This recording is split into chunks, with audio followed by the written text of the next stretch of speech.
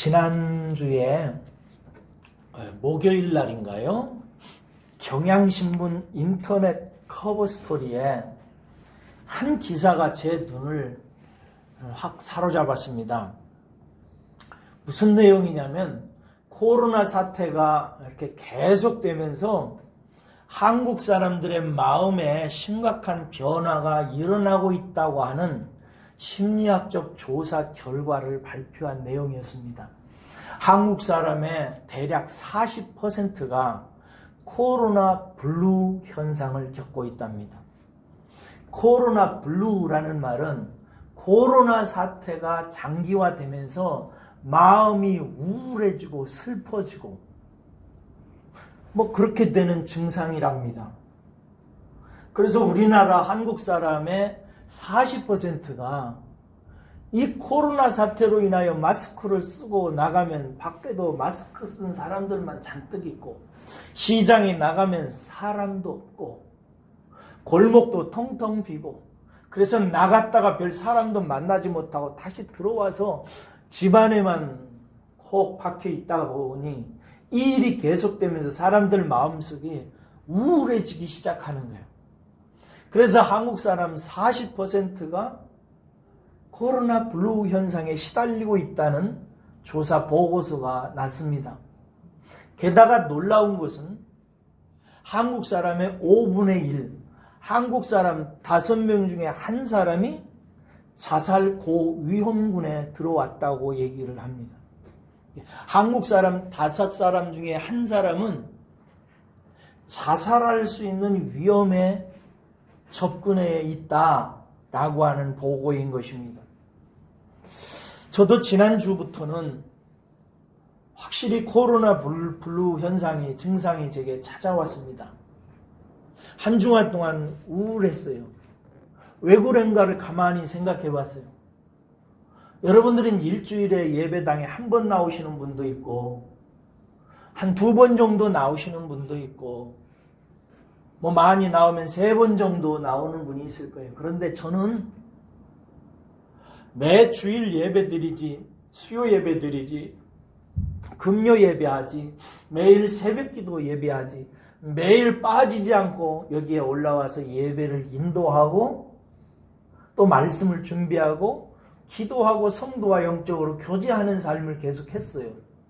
근데 어느 순간부터 그것을 하질 못한 상태에서 몇 주를 보내다 보니까 제 마음이 우울해지기 시작하는 거예요. 여러분들이 믿으실지 모르지만 제가 여러분들을 얼마나 보고 싶어 했는지 몰라요. 되게 보고 싶어요. 그래서 하루에도 몇 번씩 카톡 보면 사진 나와 있잖아요. 카톡 사진을 이렇게 계속 봐요. 앉아서 시간만 있으면. 그리고 카톡 사진에 변동 상황이 있으면 거기에 동그라미 하나가 생기잖아요. 그러면 무슨 일인가 해서 탁 들어가서 또 새로운 무슨 메시지가 있나 혹은 무슨 일이 있어서 상태 메시지를 바꿨나 이래가면서 보는 것이 하루에 몇 번씩 그러는 거예요. 그러가면서 기도하면서 마음이 우울해지는 거예요. 여러분들은 어떠셨어요? 그러다가 금요일 날 기도하고 나서 20명 정도는 드려도 된다는 소식을 들으니까 제 마음이 막 기쁨이 솟아오기 시작하는 거예요. 이번 주일에는 그래도 10명 이상은 보겠다. 20명 정도 모이겠지 라고 생각해서 오늘 그렇게 모이니까 여러분 보니까 너무 반갑고 기쁩니다. 여러분 사랑합니다. 여러분 오셔서 잘 나왔고 여러분을 하나님께서 사랑하셔서 이 자리에 불러주신 줄로 믿습니다. 여러분 이 코로나 사태가 여러 가지를 우리들에게 그렇게 가르치는 것 같아요. 그런데 질문 하나가 마음속에 여러분에게 있을 거예요. 하나님께서는 왜 이런 코로나 사태가 일어나도록 허용하셨는가? 하나님이 코로나라는 세균을 만들어셔서 퍼뜨리신 분은 아니지요. 어떻게 사람이 했든지 동물 간에서 무슨 구조화가 일어나서 생긴 거겠지요. 그런데 여러분 어떻든 하나님께서 코로나 질병이 창궐 하도록 하는 데 있어서 하나님이 내버려 놔둔 것은 사실이잖아요. 하나님이 막으시면 막으실 수 있어요, 없어요? 있어요. 있지요. 얼마든지 있는데 왜 하나님께서는 코로나 사태가 이렇게 창궐해서 세상 사람들 수백만이 죽고 이렇게 수많은 사람과 산업과 일상이 파괴되도록 하나님께서 이렇게 내버려 두셨는가 하는 부분은 정말 궁금해요. 제가 그래서 이런저런 책도 읽고 기도도 해보고 나름대로 묵상하면서 몇 가지 고개가 끄덕거려지는 것이 있어요. 그게 뭐냐면 이렇게 그래 그럴 것이다 라는 것들이 있어요. 근데 그것은 하나님이 명확하게 제게 증명을 해주시지 않았기 때문에 발표할 수 있는 것은 아니고 제가 한 가지 분명한 사실에 대해서는 여러분들에게 확신 있게 말씀드릴 수 있는 것 딱 하나가 있어요. 이건 분명합니다. 그게 뭐냐? 하나님께서는 교회와 교인을 지금 심판하고 계십니다. 이건 분명합니다. 이미 몇 해 전부터 하나님께서는 한국에 있는 교회들을 심판하고 계셨습니다. 그래서 참된 교회와 그렇지 않은 교회, 겉으로는 번지르르 하지만 복음이 없어서 하나님께서 내치 세상의 조롱거리로 만드는 교회들을 하나님께서 이미 드러내시는 것을 목회자들 또 특별히 깨어있는 성도님들은 다 분별하실 것입니다. 그리고 이제 하나님께서 저는 최근에 성도들을 심판하고 계시다고 생각합니다. 여러분이 아시다시피 교회에는요, 교인이라고 하는 사람들이 모여 있잖아요. 그런데 겉으로는 교인인데 정말로 거듭난 성도이냐, 그냥 교인이냐 하는 것은 몰라요. 그렇죠? 주님의 비유에서도 가라지가 있고 알곡이 있다는 사실을 아실 거예요. 그리고 마지막 심판의 메시지를 통해서도 하나님께서 마지막에 모든 자들을 불러놓고 염소와 양으로 구분하신다는 이야기를 여러분들이 알고 계실 것입니다. 그러면 여러분이 생각할 때 양과 염소로 구분되는 기준이 뭘까요? 이 교인은 알곡이고 이 교인은 쭉정이다라고 말할 수 있는 하나님 편에서의 성경이 말하는 기준이 뭘까요? 이 사람은 알곡이기 때문에 천국 가고 이 사람은 쭉정이기 때문에 교회 생활을 엄청나게 오래 했지만 너는 생명이 없어 쭉정이야 지옥에 가 라고 하나님께서 말하는 기준이 뭘까요? 그것은 딱 하나입니다. 여러 가지가 아니에요. 딱 하나예요. 그게 뭐예요? 믿음입니다. 그 사람이 믿음을 가지고 있느냐, 그가 하나님을 믿는 사람이냐 이거고, 그가 예수 그리스도를 통해서 나타나는 복음을 믿는 자 맞느냐 하는 것을 하나님께서 드러내시는 거예요. 그런데 믿음은 고백적 차원도 있지만 믿음은 뭐라고 하냐면 나중에 열매를 맺는다 안 맺는다? 열매를 맺게 돼 있어요. 믿음은 반드시 그 본색을 드러냅니다. 믿음은 그래서 마음속에 있는 것이지만 믿음은 자기 속에 있는 믿음이 진짜라고 하는 사실을 삶을 통해서 나타내는 거예요. 특별히 언제 나타내느냐? 이와 같이 코로나 사태와 같이 이런 시대에 정말 그가 하나님을 믿느냐, 하나님과 동행하느냐, 세상을 하나님께 주시는 말씀의 시각으로 보고 분별하고 하나님이 기뻐하시는 삶으로 살아내느냐 하는 것은 다 믿음의 결과요 열매들인 것입니다. 그것을 하나님께서 지금 이 시대에 우리가 살고 있는 저와 여러분들을 보고 계시다는 사실을 꼭 명심하시기를 주의 이름으로 축원합니다. 너무너무 중요한 얘기예요. 그래서 저는 하나님께서 원래 히브리서를 저를 통해서 여러분들에게 강의하시도록 하신 것이 하나님 진짜 뜻이 있다. 그리고 또 딱 때가 되니까 이때에 히브리서 11장을 지나가게 하고 계세요. 히브리서 11장은 무슨 장이에요? 믿음 장이에요. 믿음이 무엇이고 믿음을 가진 사람들은 어떻게 사느냐 하는 것을 보여주는 거예요. 1절에서 4절까지는 믿음이 무엇인지를 보여주었어요. 그런 다음에 5절에서부터 지난주일 7절까지는 그 믿음을 가진 사람들이 어떻게 사는지를 보여줬어요. 오늘과 같은 이런 시대에 그 믿음을 가진 사람들은 어떻게 사는가? 아벨을 얘기했어요. 아벨은 어떻게 살아? 무엇으로 믿음이 의롭다함을 받았어요? 아벨은 하나님께 예배를 드림으로, 참 제사를 드림으로 말미암아 하나님께 의롭다 하는 자라 칭함을 받았다 이 말이에요. 이게 믿음을 가진 자는 예배를 드립니다. 그러니까 여러분 보세요. 오늘날 같이 코로나와 같은 세태 속에서 온 세상이, 그리고 교회도 공식적으로는 공식 예배에 참석을 안 해도 되는 것으로 만들어 놨어요. 그러니까 이 상황에서 믿음이 있는 자는 예배에 참석하려고 해요. 그리고 참석합니다. 이 자리에 못 모일지라도 가정에서라도 반드시 예배합니다. 그런데 믿음이 없는 사람들은 아이고 이번 주는 쉬네, 이렇게 예배를 안 드려요.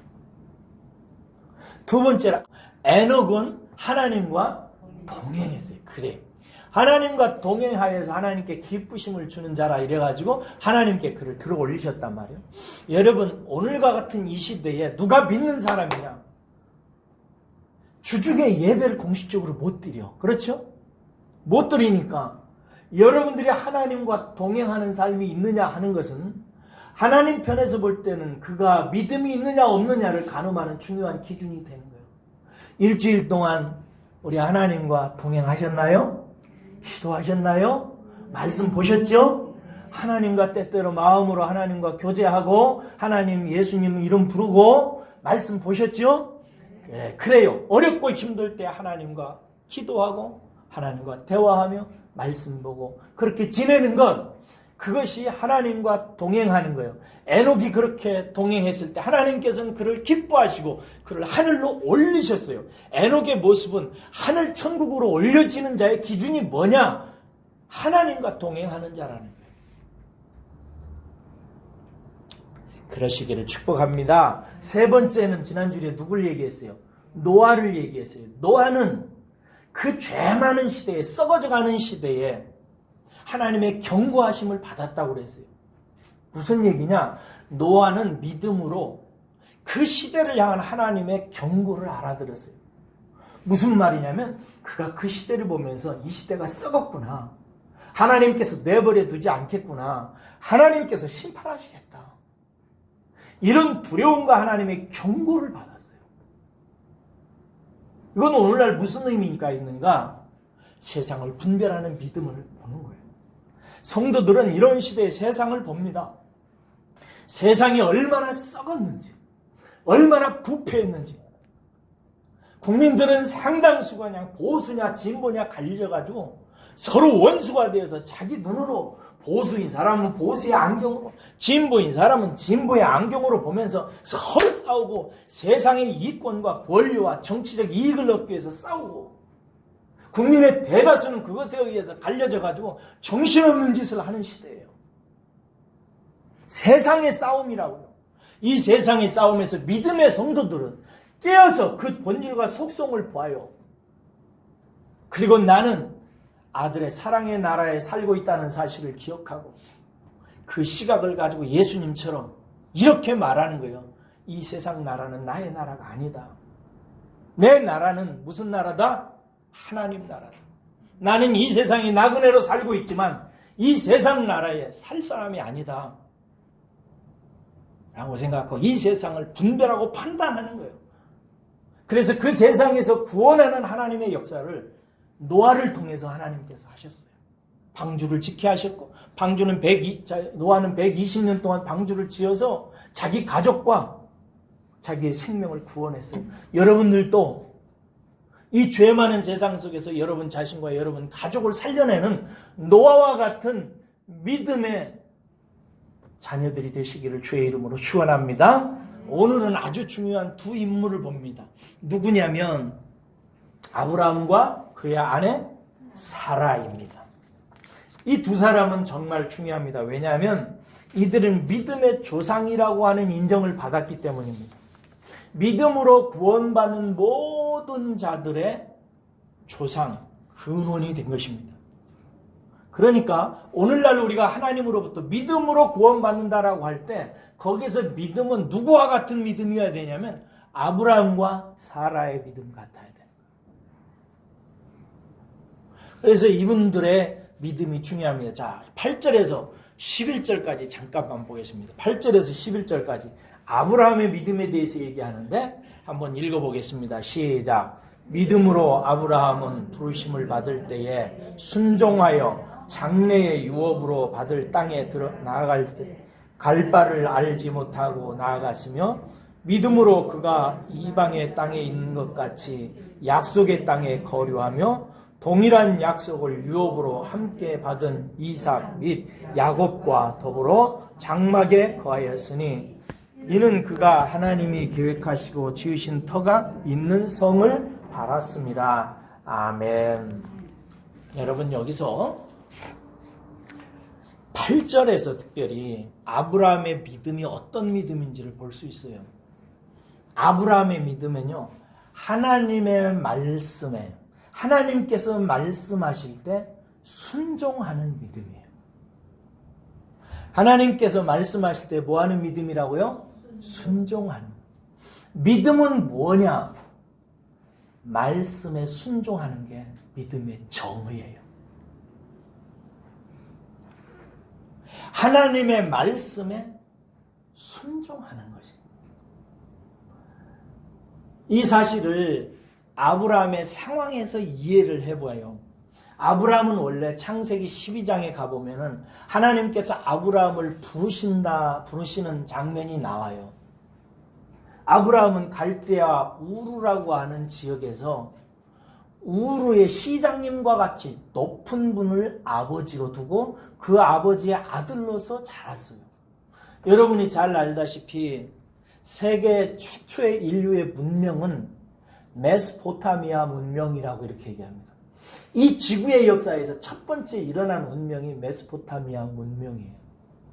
그 메소포타미아 문명이 일어났던 수도가 어디냐면 우르예요. 지금도 지도에 나와요. 우르 지역이에요.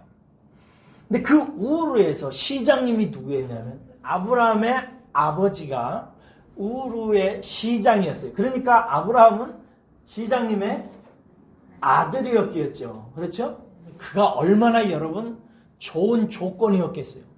근데 그런 아브라함에게 하나님께서 나타나셔가지고 그러하여금 너는 너의 본토 친척 아비집을 떠나 내가 네게 지시할 땅으로 가라.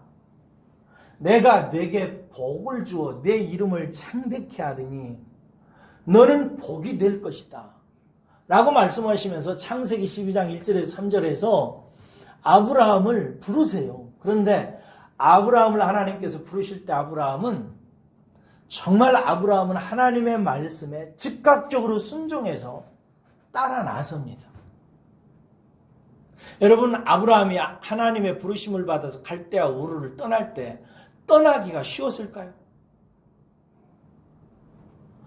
그 문명 발생 지역에 시장님 밑에 아들로 자라나서 이제 청년이 된 이 젊은이가 그 좋은 모든 조건, 얼마나 살기 편하고 배경 좋고 돈 많고 얼마든지 인생을 성공적으로 살 수 있는 나이잖아요.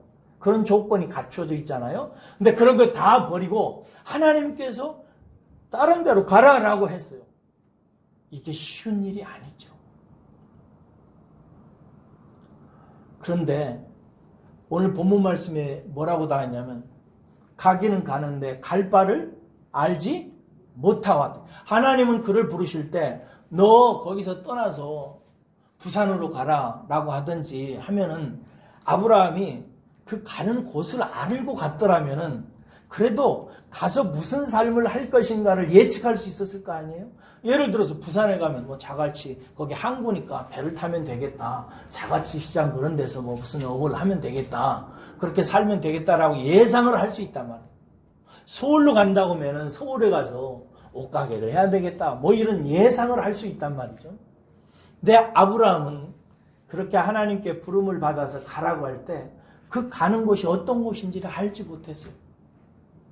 버려야 되는 것은 자기 인생 전부 거의를 버리는 것이고, 그렇게 함으로 말미암아 얻게 되는 선택의 목표 영역이 없어요. 이런 선택을 누가 하겠습니까? 근데 아브라함은 어떻게 했다고요? 갈 바를 알지 못하나 따라 순종했다 이거예요. 믿음은 무엇인가? 하나님의 말씀에 순종하는 것입니다. 저는 저와 여러분들이 하나님의 말씀에 순종하는 분들 되시기를 주의 이름으로 축원합니다. 하나님이 우리를 부르실 때 순종하는 자로 부르셨어요. 그 사람이 하나님의 복을 더 받습니다.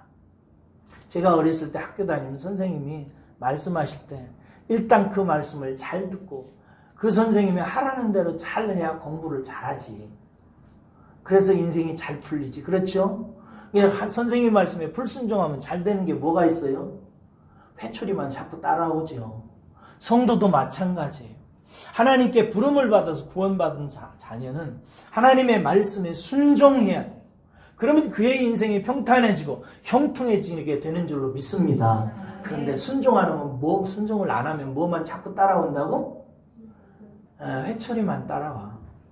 이게 성도들도 매 맞으면서 신앙생활 하는 사람 많더라고. 우리 교회 말고 저 교회. 순종하는 믿음이었어요. 그래서 믿음은 순종으로 나타나게 되는 거예요. 꼭 기억하세요. 두 번째 아브라함은 9절에 보면은 약속의 땅에 거류하면서 아들과 손자와 더불어 장막살이를 했다고 나와 있어요. 그렇죠? 그렇게 순종을 해가지고 이제 온 곳이 어디에? 지금 이스라엘 땅, 가나안 땅으로 왔단 말이에요. 그 가나안 땅으로 와가지고 아브라함이 어떻게 살았다고요? 아파트에 살았다고요? 주택이라도 가지고 살았다고요? 없었어요. 텐트 치고 살았다. 일평생을 텐트 치고 살았어요. 자기 집을 가진 적이 없어요. 뭐 임대주택 그런 것이 있던 시절도 아니고. 여러분 말이 그렇지. 족장이나 되는 사람 갈대아우르의 시장님의 아들이 외국에 나와가지고 헐헐한 텐트 들고 다니면서 그거 치면서 평생을 그렇게 살다가 죽는다는 게 여러분 보통 고단한 삶이 아니에요. 게다가 나는 그렇게 살 수 있다. 남자는 그렇게 말할 수 있어요. 저는 그렇게 살 수 있을 것 같아요. 나 혼자라면. 그런데 아내를 데리고 아들들, 딸들 데리고 손자와 데리고 손자의 아들을 데리고 그렇게 살 수 있어요? 아브라함의 아들 이삭 그리고 또 손자 야곱과 함께 죽을 때까지 천막에서 살다가 죽습니다. 아브라함의 천막살이는 한마디로 뭘 얘기하는가? 인생이 고단스러웠다는 거예요. 고난의 삶을 산 거예요. 아브라함은 하나님의 말씀에 순종해서 그 결과가 잘 먹고 잘 살고 번영하고 집 잘 짓고 왕되고 출세하고 이런 게 아니었어요. 아브라함은 하나님의 말씀에 순종해서 나왔다가 일평생 번거롭고 힘들고 고통스럽게 살다가 갔어요. 이것은 무엇을 의미해요? 믿음은 능히 고난을 감당한다는 거예요. 고난을 감당하는 그것이 믿음이에요. 예를 들어서 오늘날 코로나 때문에 예배드리기 힘들다. 예배드리는 것이 남의 볼 때 조롱거리가 되기도 하고 이렇게 또 예배당에 나오는 것도 쉽지 않다. 그러나 여러분 지금 이 시대는 예배도 고난이 되었어요. 그렇죠? 쉽지 않아요. 그러나 여러분 믿음을 가진 자는 이런 건 아무것도 아니죠. 그렇죠? 오늘 뭐 예배드리러 나오는데 그렇게 힘들었어요? 십자가 지는 것 같았어요? 그렇지 않았죠. 기쁜 마음으로 왔죠. 여러분 예배 드리는 것이 세상 사람들은 이 자리에 와서 한 1시간 드리는 거 고문받듯 합니다. 그런데 우리는 예배 드리는 1시간이 기쁨이에요. 할렐루야. 즐거움이에요. 아브라함은 고단스러운 그 인생을 믿음으로 견디고 살아냅니다. 여러분들도 하나님께 부름을 받아서 고단한 삶을 사시고 계실 수도 있어요. 그러나 여러분 염려하지 마세요. 그것이 여러분들의 믿음의 표현인 거예요. 배부르고 등 따시고 좋을 때 예배드리러 나오고 신앙생활 하는 것보다 힘들고 어렵고 곤고할 때 여전히 하나님을 찾고 하나님께 예배하는 자들 되시기를 주의 이름으로 축원합니다. 그것이 믿음이에요. 그러니까 어렵다고 해서 중단하지 마시고 견디시고 이기시기를 축복합니다. 세 번째, 무엇 때문에 그런가? 아브라함의 믿음은 10절에 보세요. 10절에 보면은 그가 고단한 천막살을 한 이유에 대해서 이렇게 말합니다. 10절을 읽겠습니다. 10절입니다. 시작. 이는 하나님이 계획하시고 지으실 바가 있는 성을 하였습니다. 이는 이렇게 천막살이를 하면서 고통을 견디고 산 이유는 이런 뜻이죠. 이는 그가 하나님이 계획하시고 지으실 터가 있음을 바랐습니다. 이거였어요. 하나님이 지으실, 여기서 터는 성을 말하고 나라를 말하는 것입니다. 원래 창세기 12장 1절에서 4절에 보면은 내가 너로 큰 백성을 이루고 내가 너로 나라를 이루겠다고 약속하셨어요.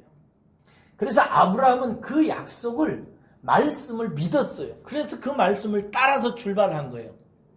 그래서 일평생 그런 나라가 되기를 소망했어요. 그런데 아브라함이 늙어 죽을 갈 때도 그 성은 요원했어요. 죽을 때까지. 그런데 아브라함은 그 성을 사모했어요. 그리고 뒤에 가서 나오겠지만 이 성은 이 땅에서의 성이 아니라 영원한 천국으로 아브라함은 바뀌어져 가요.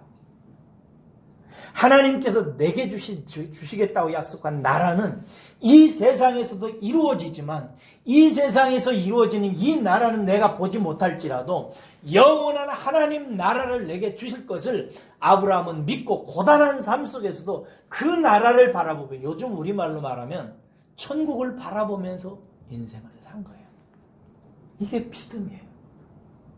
성도의 믿음이 뭔가? 하나님의 말씀을 따라서 살아요. 그렇게 하나님의 말씀을 따라서 사는데 어렵고 힘든 일도 생겨요. 그래도 이겨요. 그래도 예배드리고 그래도 신앙생활을 합니다. 이게 믿음이라고요. 이것 보고 하나님께서는 우리 보고 믿음이 있다 하시는 거예요. 근데 그렇게 믿는 믿음의 마음속에는 뭐가 있는 거예요? 믿음의 실체가 있어요. 그게 뭐예요? 천국인 거예요. 내가 영원한 하나님 나라에 들어간다 라고 하는 천국에 대한 확실한 믿음과 소망이 있는 거예요. 지난주에 수양관에 가서 기도하는데 거기 아주 특이한 시설이 하나 있더라고요. 산에 이제 기도원이 있고 산속에다가 그 철로역정이라는 책 혹시 읽어보신 분 있으세요? 존 버년이라고 하는 영국의 크리스찬 극작가가 지은 한 성도가 예수를 믿고 천국에 가는 과정까지의 노정을 소설로 이렇게 만든 글이 철로역정이라는 책이죠. 아마 성도님들은 많이 읽으셨을 거예요. 안 읽으신 분들은 성경 다음에 많이 읽히는 책이니까 꼭 한 번 정도는 읽으시기 바랍니다. 책 이름이 뭐라고요? 철로역정. 한번 손 들어봐요. 목사님 이 책 나 사주세요. 사드릴게. 창피해서 손 안 드는구나. 철로역정이라는 책이에요.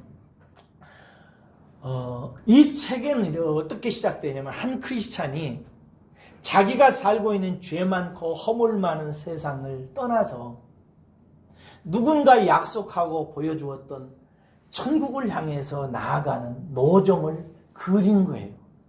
처음에는 친구들도 버려야 되고 활락 있는 성도 떠나야 되고 또 게으름도 버려야 되고 나태한 것도 버려야 되고 또 용기도 있어서 사탄과 싸워야 되고 또 믿음으로 마음의 의심도 이겨야 되고 하는 과정을 쭉 이렇게 천국으로 가는 인생이 성도가 어떤 과정을 밟는지를 쭉 이렇게 길을 통해서 설명했어요. 그리고 마지막에 가서는 이제 천국에 들어가는 내용을 그린 거예요. 제가 그 노정을 처음부터 쭉 기도하면서 따라가 봤어요. 처음에 이제 가정을 떠나서 세상을 떠나는데 거짓 선지자들이 막고 세상에 대한 두려움과 이별에 대한 슬픔과 이런 것들을 극복하면서 이제 하나님을 바라보는 단계로 들어서는데 거짓 목자가 나와가지고 그 길로 가면 안 된다고 그래가지고 그 길로 갔다가 춥게 고생하고 다시 나와서 또 길을 걸어가고 이러면서 가는 거예요. 그렇게 쭉 가고 나서 마침내 최종 목적지에 가서 제가 거기서 왈칵 눈물을 흘렸네요. 최종 목적지에 가니까 샘이 있어요. 천국에도 그렇잖아요. 샘이 있단 말이에요. 샘이 있는데 그 샘에다가 이렇게 폭포처럼 만들어 놨어요. 그리고 샘을 둘러싸고 있는 그 지붕에다가 팻말을 딱 써붙였는데 이사야 62장이던가요? 이사야 62장 4절 말씀이 있어요. 무슨 말씀이냐면은 오직 너를 헵시바라 하며 내 땅을 띨라라 하리니 라고 되어 있어요. 이사야에서 62장 4절 오직 너를 헵시바라 하며 내 땅을 띨라라 하리니 딱 써 있어요. 근데 이 헵시바가 무슨 뜻이고 띨라가 무슨 뜻인지 울든지 기뻐하든지 슬퍼하든지 할 거 아니야. 헵시바가 무슨 뜻이냐면 너는 나의 너는 내가 기뻐하는 자라는 뜻이에요. 기뻐한다. 기뻐한다. 그 말을 듣는 순간 눈물이 활칵 쏟아지더라고요. 하나님이 그 이사야를 통해서 하신 말씀을 통해서 나에게 하시는 말씀 같아요. 내가 너를 기뻐하는 거야. 너는 내가 기뻐하는 자다. 그런 말이에요. 그 밑에서 무릎을 꿇고 기도하면서 하나님 나같이 허물 많고 연약하고 잘 쓰러지고 온난 나 같은 것이 뭐가 그리 기쁩니까? 하고 물으면 그 성경 구절을 보면 꼭 하나님이 다시 말씀하시는 것 같아요. 그래도 나는 네가 내 기쁨이야. 나는 너를 보면 기쁘단다. 기쁘다. 내 사랑하는 아들아, 기쁘다. 두 번째, 띨라라는 뜻은 무슨 뜻이냐면 나의 신부라는 뜻이에요. 하나님의 신부라는 뜻이에요. 내가 하나님의 신부라는 뜻이라고. 너는 내가 기뻐하는 자고 내가 너를 너무나 기뻐서 나의 신부로 삼는다. 그래서 예수 그리스도께서 내 안에 오셔서 지금 내 안에 계시는 거죠. 신부 삼고. 나중에 이 세상이 끝나면 새 예루살렘 성에 들어가서 영원한 혼인 예식을 하고 하나님과 기쁨과 연락 속에 들어가는 것을 이제 마지막으로 철로 역정이 이제 끝나는 코스더라고요. 사랑하는 여러분, 아브라함은 그런 믿음이에요. 철로 역정 처음 들어갈 때 무슨 일이 있을지 몰라요. 아브라함은 하나님께서 부르셨을 때 내가 무슨 일을 당할지 모르고 들어간 거예요. 근데 들어가고 나니까 너무나 어려운 과정이 있는 거예요. 크리스찬은 믿음을 가지고 이 모든 과정을 통과하고 지나가요. 여러분들도 다 지나가게 될 줄로 믿습니다. 다 지나가요. 지나가서 마침내 하나님이 자기를 기뻐하시고 자기를 영원히 신부 삼으셔서 부르신 우리를 맞이하는 그 골 목표까지 가게 될 줄로 믿습니다. 이것이 이제 아브라함을 통해서 보여주는 하나님이 말씀으로 부르실 때 순종하고 어려운 천막살이도 일평생 하면서 고난의 삶을 통해서 철로 역정의 길을 가고 마지막에는 영원한 천성을 바라보고 숨거두는 그 순간까지 그곳으로 들어가는 믿음이에요. 사라도 얘기하고 뒤에 또 얘기가 많은데 다 얘기를 못하겠네요. 시간이 많이 가서. 사랑하는 여러분, 매듭을 지을게요. 지난 한 주간 기도하면서요, 기도원에 있는데 아는 사람 한 사람을 만났어요. 점심때쯤 돼서 산책을 하는데 저하고 함께 학위과정을, 박사과정을 밟고 있는 목사님인데 이번 학기에 휴학을 하셨어요. 휴학을 하시고 못 만났는데 거기서 만났어요. 반갑게 만나가지고 웬일이냐 그랬더니 기도하러 왔대요. 뭐 때문에 기도하러 왔냐 이렇게 얘기하다 보니까 원래 사랑의 교회, 여러분 잘 아시죠? 서울에 있는 사랑의 교회 청년부 담당 목사님이셨는데 사랑의 교회가 워낙 시끄럽고 말이 많고 이런 과정에서 그 교회에서 이제 나와가지고 다른 작은 교회에 있다가 하나님께서 아무래도 개척을 하라고 하시는 것 같아서 개척을 해야 될까 안 해야 될까 생각하다가 기도원에 기도하러 왔대요. 여러분, 이게 믿음입니다. 여러분들도 꼭 그렇게 해야 돼요. 무슨 어려운 일이 있거나 힘든 일이 있을 때 혼자 끙끙 앓고 이러지 마시고 누구한테 물어봐? 하나님께 묻는 거예요. 이게 믿음이란 말이에요. 그때 믿음이 증명된 거예요. 아, 네가 나 여호와를 해답을 주는 자로 믿고 있구나. 이게 이제 하나님이 합격을 받는 거죠. 기도하러 왔대요. 그러냐. 그래서 얘기하다가 저하고 이제 얘기를 하다 보니까 제가 개척했던 얘기를 하게 된 거예요. 제가 사람 하나 없고 돈 한 푼 없이 아버지, 어머니, 식구들 셋 데리고 이 도시에서 개척을 할 때 어떻게 했는지, 그때 나는 돈 한 푼 없어서 그 앞에 있었던 그 교회에서 성도님들이 김치 담아다 주고 10만 원, 5만 원 뭐 이런 거 줘가지고 먹고 살던 시절이다. 그렇게 어렵게 살던 시대인데 하나님께서 큐티를 하는데 그냥 개척을 즉시 하라고 말씀하시는 것 같아서 그 말씀 붙들고 나도 목사님처럼 기도원에 들어가서 금식 기도했다. 그런데 금식 기도하던 사흘째 되던 날 성경책을 들고 산을 오르면서 그 책을 읽는데 디모데후서 1장 7절 말씀을 두렵고 떨려서 무서워서 도대체 돈 한 푼 없는데 내 가족들 데리고 어떻게 이 도시에서 어디 지하에서 어디 천막을 치고 하나 어떻게 하나 염려하면서 걱정하면서 그 글을 읽고 올라가는데 디모데후서 1장 7절을 읽고 나서 그 자리에서 무릎을 딱 꿇었다. 그 말씀이 무슨 말씀이냐. 내가 너에게 준 것은 두려워하는 마음이 아니요 사랑과 능력과 근신하는 마음이니. 나는 이 말씀 붙들고 하나님이 내게 임했다라고 하는 사실을 알게 됐다. 너 두려워하고 있지? 두려워하지 마. 두려워하는 네 마음 너에게서 온 것이 아니고 나에게서 온 것도 아니고 마귀가 준 거야. 두려워하지 말고 너는 사람을 사랑하면 돼. 사랑할 능력 내가 너에게 이미 주었어. 그리고 그것이 안 되면 근신해야 돼. 기도해야 돼. 하나님께 매달려야 돼. 그러면서 목회 시작하면 된다. 저는 그 말씀 붙들고 그 자리에서 무릎 꿇고 하나님께 아멘하고 말씀에 순종하기로 결정했어요. 눈에 아무것도 보이지 않았고 앞으로 어떤 일이 벌어질지 아무것도 없었어요. 식구들 다 데리고 아브라함처럼 갈대아 우르를 향해서 출발해야 했던 그 아브라함처럼 저도 내 식구들 데리고 암흑과 같은 곳으로 첫 발을 내디딜 때 돈 의지한 것 없었어요. 사람 하나 도와주려고 나선 사람 없었어요. 그런데 오직 하나님께서 디모데후서 1장 7절의 말씀을 가지고 두려워하지 마. 너에게는 사람을 사랑할 수 있는 능력을 내가 주었어. 그것으로 사람 사랑하라고 복음으로. 그리고 잘 안 되거든 기도해. 내가 도와줄게. 라고 하는 말씀 듣고 시작했다.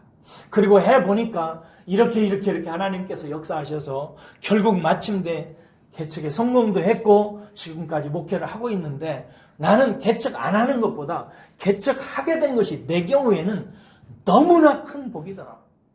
그걸 쭉 얘기해 줬어요. 개척함으로 말미암아 목사가 누리게 되는 복에 대해서.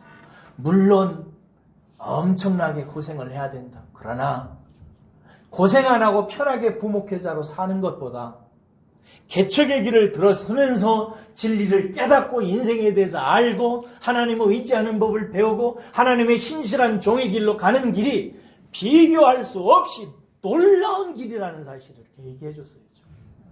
그랬더니 그 목사님이 한참 듣더니 그러더라고요. 응답 받았네요. 그러더라고요. 그리고 그분이 그 다음날 내려가셨어요. 제가 지난주에 기도원에 간 것은 나를 위해서 간 게 아니고 그 목사님 만나려고 하나님께서 저를 보내셔서 그 목사님에게 응답 주시려고 저를 보내신 거예요. 이번 주는 제가 이제 제 문제를 갖고 올라갈 거예요. 사랑하는 여러분, 믿음이란 그런 거예요. 믿음이란 눈에 보이고 손에 쥐고 뭐 확신하고 이런 거 붙들고 나가는 게 아니라 오직 무엇에 순종해서? 하나님의 말씀에 순종해서 비록 고난스럽고 힘들고 어려워도 말씀으로 의지하고 하늘나라 천국을 가는 순간까지 말씀 붙들고 모든 고난과 곤고를 이기면서 끝끝내 승리하는 길을 가는 거예요. 때때로 그 과정에서 하나님께서 다 피할 수 있는 길도 내시고요. 기적도 일으키시고요. 질병도 치료해 주시고요. 직장도 주시고요. 다 하나님께서 때때로 하세요. 그러니까 사랑하는 여러분, 여러분들의 마음속에 이 아브라함의 일생을 사로잡았던 말씀에 순종해서 고단하고 힘들어도 천성에 가는 그날까지 하나님을 믿고 따라갔던 이 아브라함 믿음을 마음속에 품으시고 여러분들도 일평생 그렇게 사시기를 주의 이름으로 축원합니다. 아멘. 기도하겠습니다.